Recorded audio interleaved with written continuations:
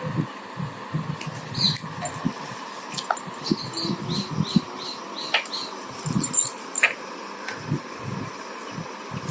students, now we are going to start the third chapter of history, the Delhi Sultanate.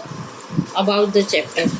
The period from 1206 AD to 1526 AD is known as the period of Delhi Sultanate. Dynasty of the Sultanate period are following. The Mamluk or slave dynasty, Khalji dynasty, Tughlaq dynasty, Lodhi dynasty.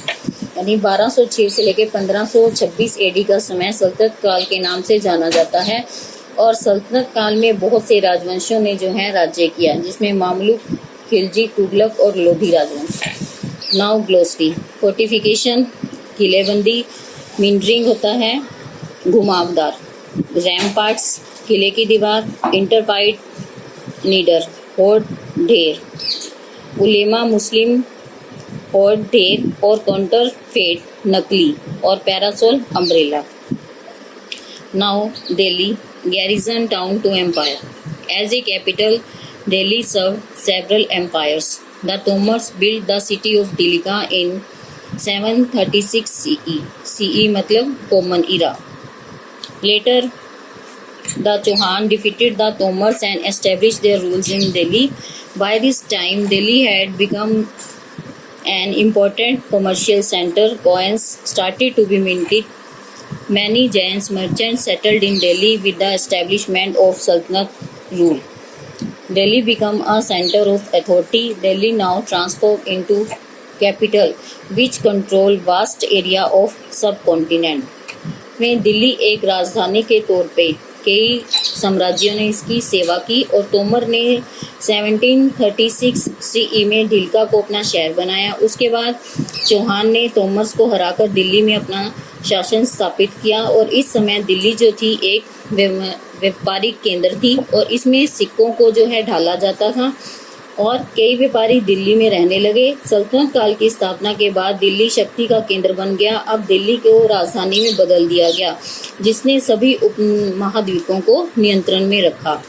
The present capital of Delhi contain the remnants of 8 successive city. They are Delhi, it was built by Dhillika, Qila Rai Pithora by Prithviraj Chauhan, Siri by Alauddin Khilji, Tughlakabad by Ghiyasuddin Tughlaq, Jahanpanah by Mohammad bin Tughlaq, Kotla Firoz Shah by Firoz Shah Tughlaq, Purana Qila by Sher Shah Suri, Shahjahanabad by Shahjahan. From 1206, Delhi became the capital of Delhi Sultanate. Many dynasty साम्राज्य held power in the late medieval period. They expanded and built fort and township in around the city then of Delhi. इसमें 1206 से दिल्ली सल्तनत को अपनी राजधानी बनाया गया। बहुत से राजवंशों ने अपनी शक्ति को आयोजित किया और दिल्ली का जो है विस्तार किया और इसके चारों तरफ किले और शहर बनाए। Now Mohammad Ghori invasions. Shahabuddin Mohammad ascended the throne of Ghazni in 1173 CE. He made Punjab his base and was then ready for a campaign towards Delhi and Ganga Valley. Meanwhile, Prithviraj Chauhan, about whom you read earlier, ascended the throne of Ajmer in 1178 CE. He soon occupied Delhi and defeated the Chandelas. He was defeated by the Gujarat ruler and so he turned his attention towards the Punjab and the Ganga Valley.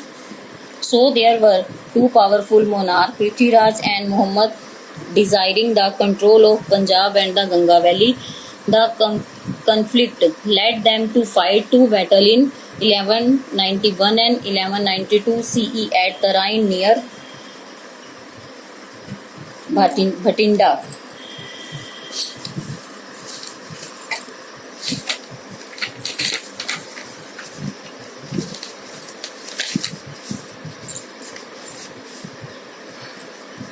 Mohammad Ghori ने जो है अपना ताज 1173 में डाला और उसने पंजाब को अपना आधार बनाया, जिसमें दिल्ली में और गंगा घाटी में उसने युद्ध अभियान किया।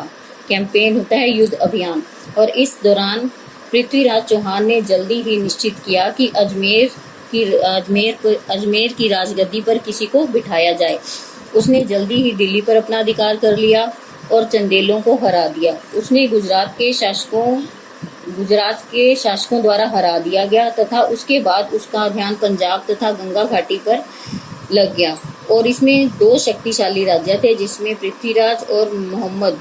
उनकी इच्छा थी पंजाब तथा गंगा घाटी को अपने नियंत्रण में करना। Now the battle of Tarain. The first battle Prithviraj Chauhan inflicted a crushing defeat on Muhammad Ghori, who barely escaped with his wife. With a year, Muhammad made careful preparation and marched back with a large army. Prithviraj was able to muster the support of all the Rajas of northern India except Jaichand of Kanju. However, the superior organization and faster movements of the Turkish proved too much for them. With his win, Muhammad became the master of Delhi area and eastern Rajasthan. Between 1192 and 1206 CE, the Turkish rule extended over the Ganga, Yamuna, Doab, Bihar and Bengal. And interestingly, he defeated Jaichand of Kanju in 1194 CE. After winning some more territories, Muhammad Ghori decided to leave India. He left his Indian territory in charge of his trusty slave and able general Qutbuddin Aibak. Muslim rulers often choose to give such important office to slave because slaves were considered more loyal than son and other relatives who were seen as rival. Battle of Tarain.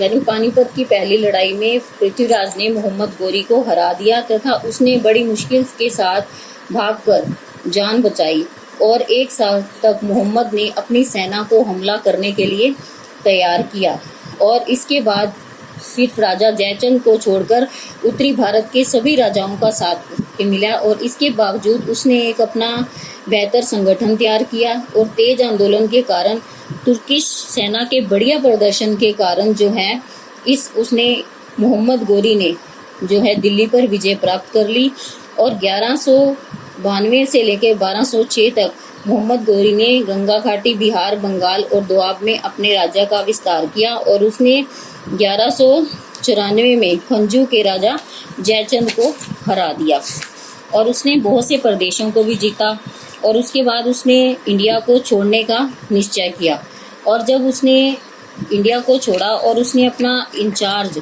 ये सारा कारोबार उसने कुतुबुद्दीन ऐबक के हाथों में दे दिया और मुस्लिम शासक कुछ मुख्य अधिकारियों को स्लेव चुनते थे क्योंकि स्लेव यानी दास अपने आप को उनके बेटों और रिश्तेदारों से ज़्यादा वफादार मानते थे।